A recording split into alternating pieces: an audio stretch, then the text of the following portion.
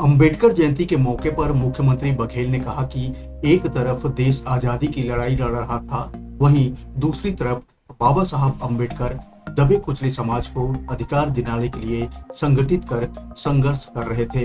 उन्होंने कहा कि बाबा साहब ने समाज के पिछड़े वर्ग के लोगों को शिक्षित होकर संगठित होकर संघर्ष करने की प्रेरणा दी। साथ ही सीएम बघेल ने कहा कि देश का संविधान और लोकतंत्र खतरे में है। सभी संवैधानिक संस्थाओं को कमजोर किया जा रहा है। राज्यपाल की भूमिकाओं की समीक्षा होनी चाहिए।